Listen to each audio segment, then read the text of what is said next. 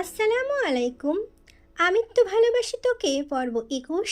লেখনীতে সালমা চৌধুরী, ভয়েসে আমি মাম্পি চৌধুরী। তৎক্ষণাৎ মেঘের অভিব্যক্তি বদলে গেল। চোয়াল শক্ত হয়ে এলো, দীর্ঘশ্বাস ছেড়ে কপাল কুঁচকালো। মনে মনে বলল, আমি ওনাকে নিয়ে ভাবছি কেন? ওনাকে নিয়ে ভাবার তো মানুষ আছেই। তাছাড়া উনি আমায় মেরেছেন, তার শাস্তি আল্লাহ ওনাকে দিয়েছেন। আমার তো এতে খুশি হওয়ার কথা। কথাগুলো ভেবেই গাল ফোলালো। তারপর মায়ের মলিন মুখের পানে একবার তাকিয়ে আবার মনে মনে বলা শুরু করলো, যেখানে আম্মু আব্বু আর ভাইয়া কোনোদিন আমার গায়ে হাত তোলেনি, সেখানে উনি আমার গায়ে হাত তুললেন কোন অধিকারে? তাও আবার আরেকজনের জন্য। উনি আমাকে পছন্দ করলেও মেনে নিতাম। উনি তো জান্নাত আপুকে ভালোবাসেন, তাহলে আমার উপর অধিকার দেখাতে আসেন কেন? কারো জীবনে অবাঞ্ছিতের নেই পড়ে থাকার চেয়ে একাকী জীবন কাটানো অনেক ভালো। আমি আপনার জীবনে অবাঞ্ছিত হয়ে থাকতে চাই না। আজ থেকে আমার মনে হিটলারের কোনো অস্তিত্ব থাকবে না। একবার সুস্থ হয় শুধু। আমার জীবনের সকল সিদ্ধান্ত আমি নেব। আমার ব্যাপারে কাউকে নাক গলাতে দেব না। হালিমা খান মেঘের কপালে হাত রেখে ব্যস্ত হলেন জলপট্টি দেওয়ার জন্য। গত রাত থেকে নেওয়া খাওয়া এক করে মেয়ের যত্ন নিচ্ছেন। চোখ মুখে ক্লান্তির ছাপ স্পষ্ট। মেঘের মাথায় জলপট্টি দিতে দিতে মেঘের চুলে হাত দিলেন। দীর্ঘ চুলে জট লেগে অগোছলা হয়ে গেছে। হালিমা খান কোমল কণ্ঠে মেয়েকে বললেন, তুই সুস্থ হলে তোকে নিয়ে পার্লারে যাব। মেঘ ছোট করে শুধালো, কেন? হালিমা খান শ্বাস ছেড়ে শীতল কণ্ঠে বললেন, তোর চুলগুলো কাটাতে হবে।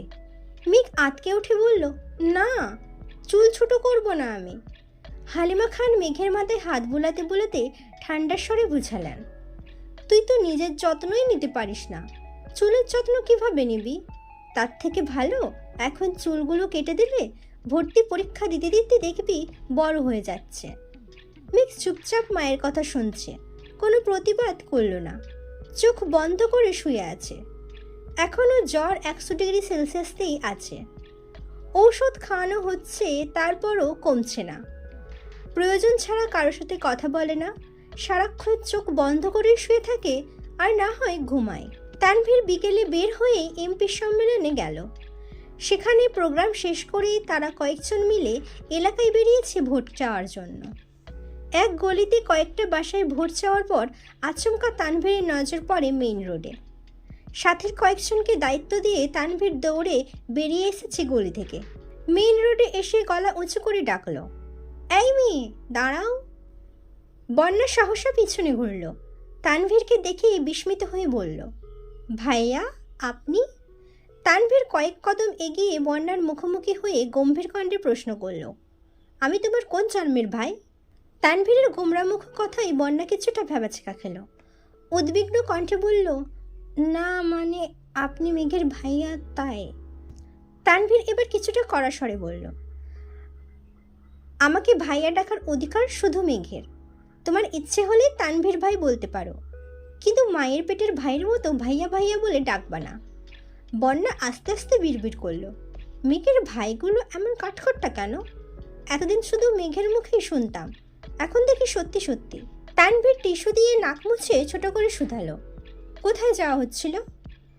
বন্যা তটস্থ হয়ে বলল, ফুচকা খেতে। বন্যা পুনরায় স্বাভাবিক কণ্ঠে প্রশ্ন করল, আপনি এখানে কেন ভাইয়া? প্রশ্ন শেষ করার আগেই চোখ পড়ল তানভীরের দিকে। তানভীর তীক্ষ্ণ দৃষ্টিতে চেয়ে আছে। বন্যা ঢোক গেলে ছোট করে বলল, সরি তানভীর ভাই। তানভীর মুচকি হেসে উত্তর দিল, সামনেই নির্বাচন, তাই ভোট চাইতে এসেছিলাম। বন্যা নিরুদ্বেগ কণ্ঠে বলল, ও। তানভীর কপাল কুঁচকে বলল, এভাবে রিয়্যাক্ট করলা কেন? আমাদের এমপিকে কি পছন্দ না? ভোট দিবা না? বন্যা আতঙ্কিত হয়ে তাকালো তানভীরের দিকে। ডানে বামে মাথা নাড়িয়ে বলল, না না, তেমন কোনো বিষয় না, তাছাড়া আমি তো ভোটারই হইনি। তানভীর বিরক্তি নিয়ে বলল, তাতে কি হয়েছে? তোমার আব্বু আম্মু বড় বোন তো আছে, তারা তো ভোটার। যেভাবে রিয়াকশন দিচ্ছ মনে হচ্ছে গোষ্ঠীর কাউকে ভোট দিতে দেবে না। বন্যা মুখ ফুলিয়ে শ্বাস ছেড়ে আস্তে করে বলল, আপনাদের এমপিকেই ভোট দিতে বলল? তানভীর মোলায়েম কণ্ঠে বলল, ঠিক আছে, এখন বাসায় যাও, কিছুক্ষণের মধ্যেই তোমাদের বাসায় আসছি, সবাইকে হালকা নাস্তা দিও। বন্যার চোখ গোল গোল করে চাইলো, তারপর ছোট করে বলল, আমি ফুচকা খেতে যাচ্ছিলাম। তানভীর কণ্ঠ ভারী করে বলল, একদিন ফুচকা না খেলে কি মরে যাবে? বন্যা নির্বাক চোখে চেয়ে রইল। তানভীর গলা খাকারি দিয়ে পুনরায় বলে উঠল, ভেবো না তোমায় জোর করছি, সত্যি বলতে সম্মেলন থেকে সরাসরি এদিকে চলে আসছি। ওরা সকালের পর থেকে এখনো খায়নি কিছু। তোমাদের এদিকে নাস্তা খাওয়ার মতো কোনো দোকান রেস্টুরেন্ট কিছুই নেই। কাজ না শেষ করে যাওয়াও সম্ভব না, আবার সন্ধ্যার আগে কাজ শেষ করতে হবে। তুমি বনুর বেস্ট ফ্রেন্ড, তাই সুবাদে তোমাকে বলছি, আমাকে না খাওয়ালেও চলবে। ওদের জন্য একটু চা বিস্কুট আর হালকা নাস্তার ব্যবস্থা করে দিলে খুব ভালো হতো। বন্যা স্বাভাবিক কণ্ঠে বলল, জি অবশ্যই, আমি বাসায় গিয়ে ব্যবস্থা করছি। আপনি সবাইকে নিয়ে বাসায় আসবেন প্লিজ। বন্যা পুনরায় প্রশ্ন করল, বাসা চিনেন? তানভীর ওপর নিচ মাথা নাড়ল। বন্যা আর কথা না বাড়িয়ে চুপচাপ বাসার দিকে হাঁটা দিল। বন্যাদের মধ্যবিত্ত পরিবার, বাবা সরকারি কর্মকর্তা, বন্যারা 2 বোন আর 1 ভাই। বন্যার বড় বোনের স্নাতক শেষ, এখন চাকরির জন্য পড়াশোনা করছে আর বিভিন্ন চাকরির পরীক্ষা দিচ্ছে। বন্যা ছোট মেয়ে, তাছাড়া বন্যার একটা ছোট ভাইও আছে, এখন ক্লাস 8-এ পড়ে, নাম হৃদ। বন্যা বাসায় গিয়ে আম্মুকে আর বোনকে বলে রান্নার ব্যবস্থা করতে। কিছুক্ষণ সময়ের মধ্যে নুডলস, পাকোড়া, ফিরনি সাথে চা বিস্কুট রেডি করে ফেলেছে।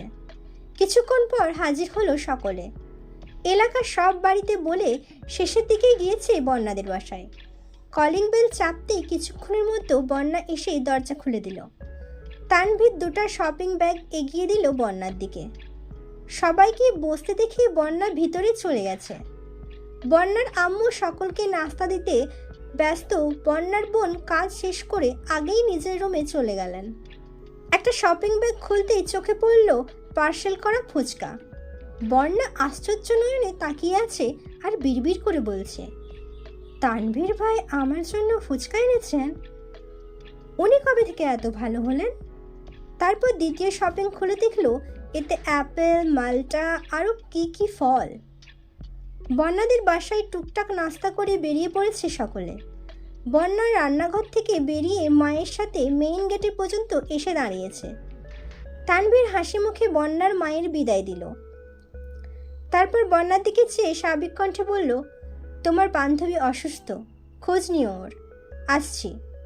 তারপর চুপচাপ বেরিয়ে চলে গেল তানভীর। তানভীর যাওয়ার পরেই বন্যা রুমে এসে মেঘকে কল দিল। টানা 2বার কল বেজেই শেষ হয়েছে, তৃতীয়বার রিসিভ হলো।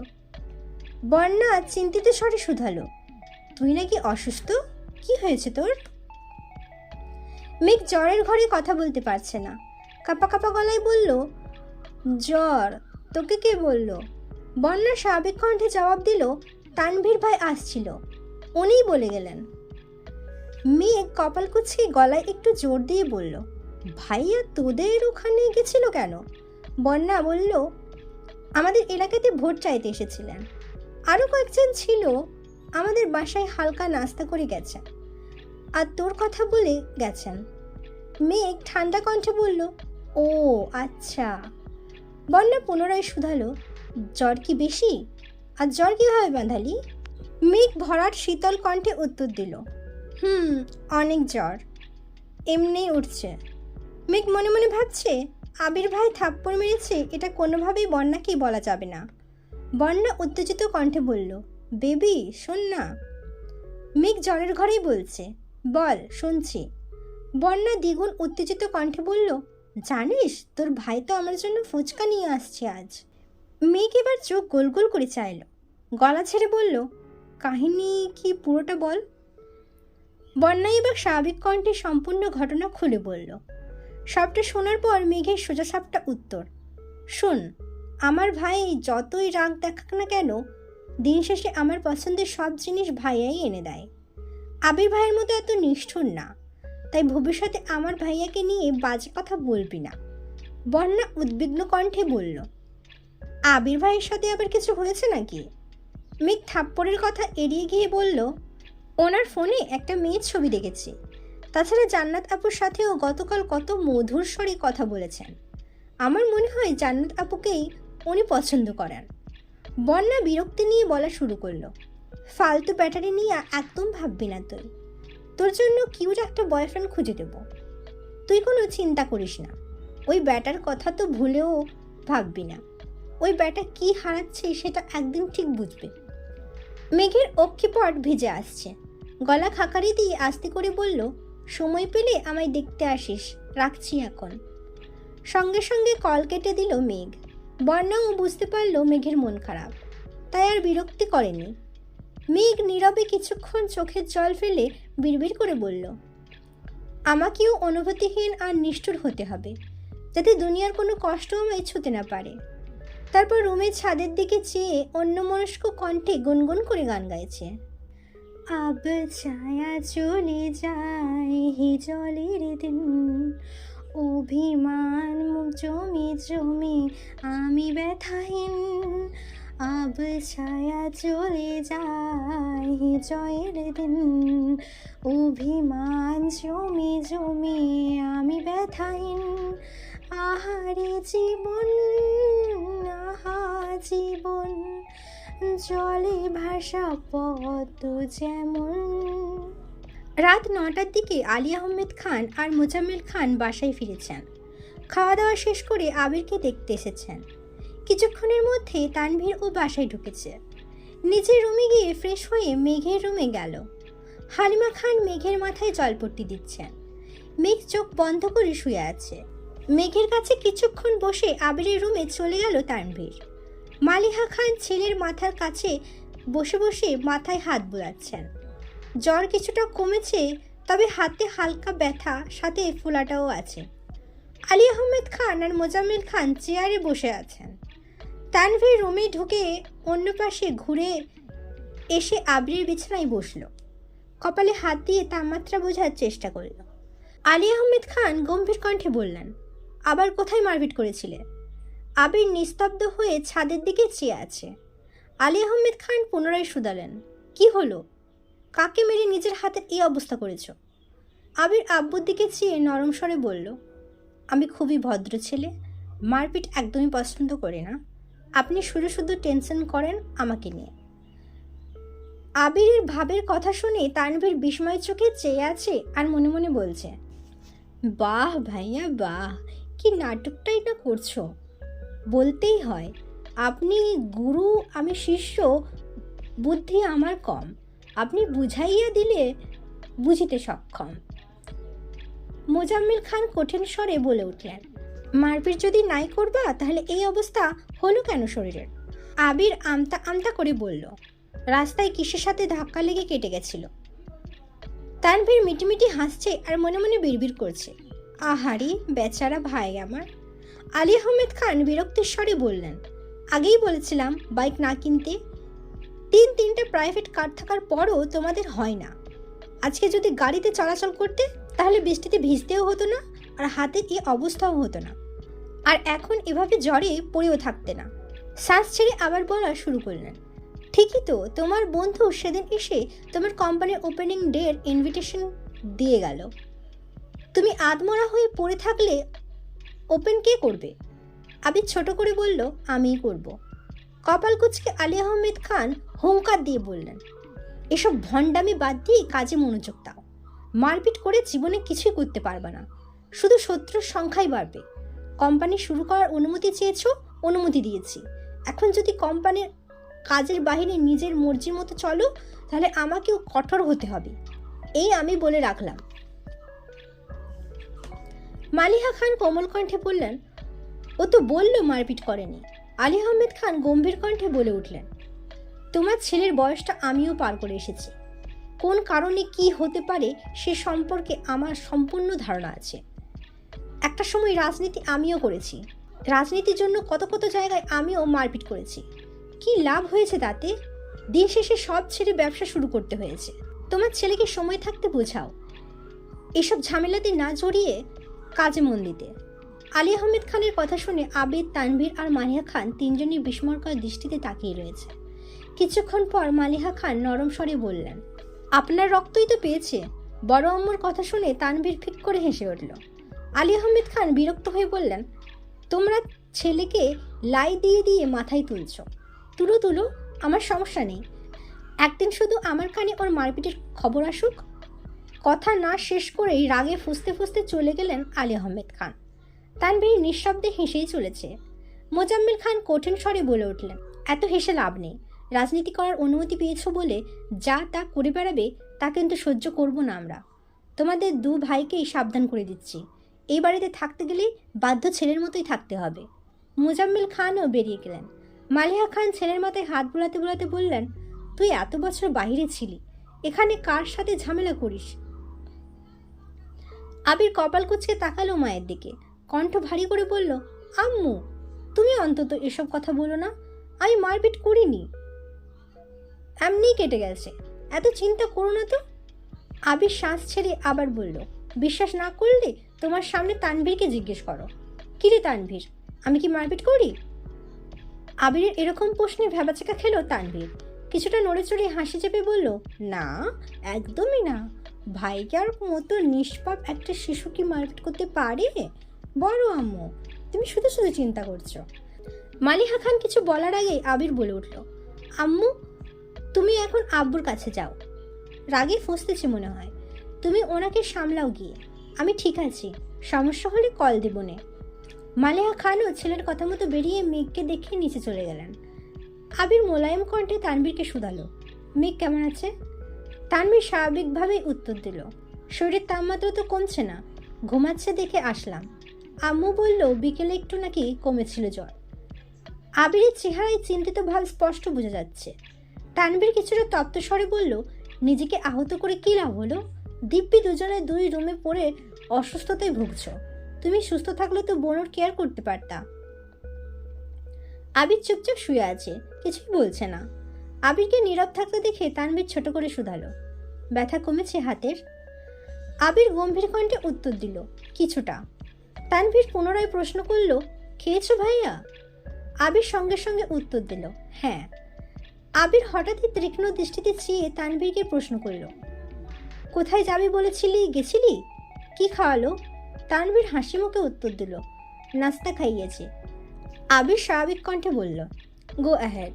তানভীর শান্ত স্বরে বলল, রেস্ট নিবা? লাইট অফ করে দেব? আবির ওপর নিচ মাথা নাড়ালো শুধু। তানভীর লাইট অফ করে বেরিয়ে গেছে। ঘণ্টাখানেক পর আবির কোনো রকমে উঠে নিজের রুম থেকে বেরিয়ে ধীর গতিতে মেঘের রুমে এসেছে। হালিমা খান কোনো কারণে নিচে গেছেন। বারান্দার লাইটের আলোতে পরিষ্কার দেখা যাচ্ছে মেঘ গভীর ঘুমে মগ্ন।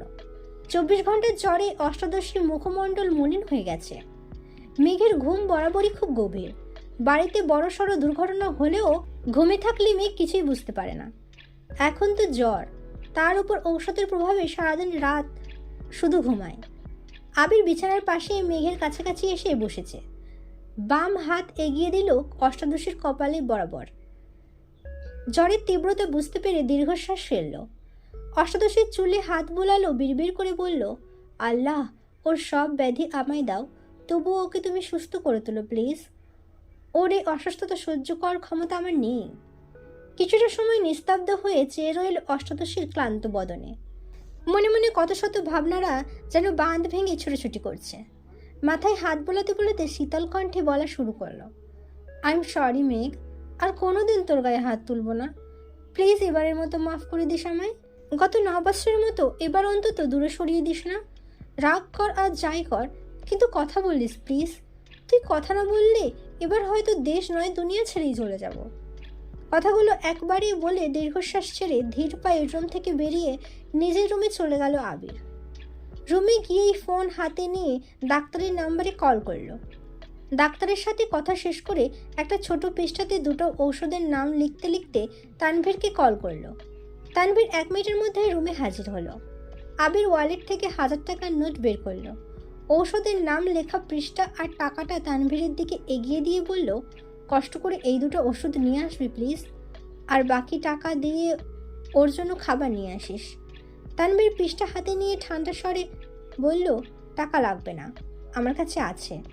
আবির শক্ত কণ্ঠে বলল, নিতে বললাম নি, আর ঔষধ এনে একটা ওরে এখনই খাইয়া দিস। তানভীর ঠিক আছে বলে টাকা নিয়ে বেরিয়ে পড়েছে। আবির বিছানার সাথে হেলান দিয়ে বসে ফোনের ওয়ালপেপারে দেয়া মেঘের ছবিটা মনোযোগ দিয়ে দেখছে। আবির দেশে ফেরার পর শুক্রবারে যখন সব আত্মীয়রা আবিরকে দেখতে এসেছিল, সেই সময়ে সোফায় আবির আর মেঘ মুখোমুখি বসেছিল।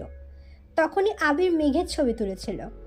সেই ছবিটাই এডিট করে ওয়ালপেপারে দিয়ে রেখেছে। ছবিটা দেখতে দেখতে হঠাৎই ঠোঁটের কোণে এক চিলতি হাসি ফুটে উঠল আবিরের। তারপর গুনগুন করে গান গাইতে শুরু করলো। তুই তো আমার সব রে পাগল, তুই তো আমার সব, তুই তো আমার বেঁচে থাকার বড় অনুভব। কেটে গেল 2 দিন। আবির কিছুটা সুস্থ হয়েছে। হাতের ব্যথা একেবারে সারেনি, ঔষধ চলছে। এর মধ্যে রাকিব, রাশেল সহ বাকি বন্ধুরাও দেখতে এসেছিল আবিরকে। এই 2 দিনে মেঘের জ্বর কমেছে ঠিকই, তবে শরীর অতিরিক্ত দুর্বল। হালিমা খান ঘন্টায় ঘন্টায় মেঘের জন্য এটা সেটা রান্না করে নিয়ে আসে আর মেঘকে জোর করে খাওয়ান। আবির রাতে দিনে বেশ কয়েকবার করে মেঘকে এসে দেখে যায়।